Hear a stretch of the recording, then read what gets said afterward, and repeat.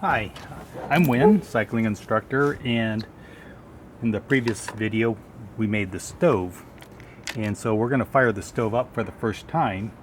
And I thought I'd make some ramen, except I don't have any ramen. What I have are some regular noodles, Chinese noodles. So we'll cook one batch of these with 2 cups of water, and I do have a package of ramen mix, so let's try that. Okay, so this takes about 6 minutes to cook. These are not instant noodles, but I'll take out one package here. Okay, I like these. These are the green package. They're a little bit on the pricey side, but they taste really well. Alright, so the way I do this is I've got one package of noodles in here. I'll snip off the top of this soup base.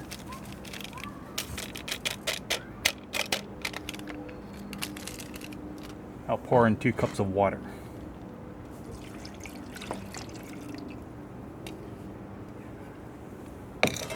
I'll put the lid on this. I've got the heat shield so that I can put this directly on the stove. Alright, I'll put approximately 2 tablespoons of fuel in there. I think I might need more because these are not instant noodles. And to get this to work, I also need to put a little bit of fuel in the outer ring. And generally what happens when you put this in, it's going to spill too. That's okay. Alright. Let me lower the camera here. Alright. And then I'll get this and I'll drop it down. All right, we'll let this run for a little bit, and hopefully it's cooking. You know something's happening because there's condensation coming out. Let me point out on the fuel container. This is my regular bulk container, and what you'll notice is this is a salad dressing bottle. I put a label on it so you can't mistake it as not being holding salad dressing anymore. It says alcohol fuel. What's inside is hand sanitizer that I got from the hardware store because that's pure ethanol. Alright, what's nice about these bottles is, well, you buy salad dressing and you get the bottle for free, but they also don't leak. And so these are proven because, you know, a salad dressing manufacturer certainly doesn't want to have leaking bottles on pallets as they get shipped across the country. Generally in your toolkit you're going to have some pliers, so use these pliers to handle the pot when it's done. You're going to need some matches also. Alright, so I'm going to turn this off and we'll come back later.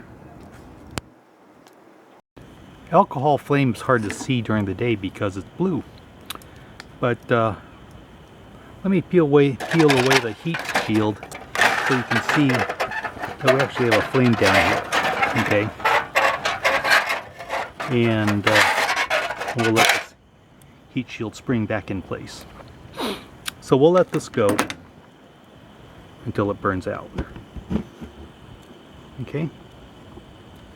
And you can kind of hear it simmering, so that's good.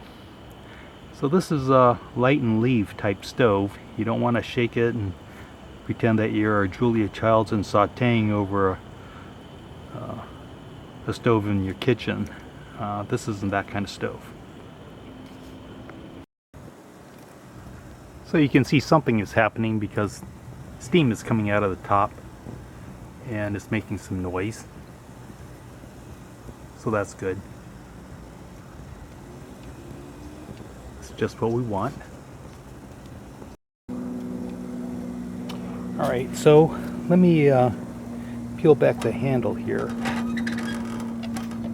And I'm pretty sure this is going to be very hot. So let me give it one stir.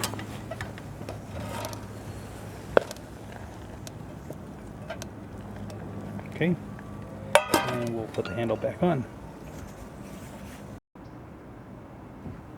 Alright, this has been about 10 minutes, and ooh, it's a big blast of steam. Steamed up my glasses here. See how the ramen looks.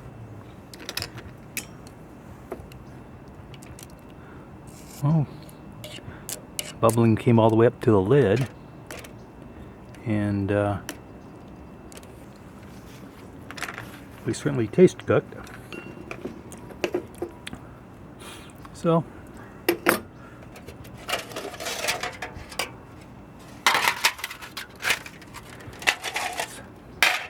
let's take off the heat shield. Grab this with the tongs.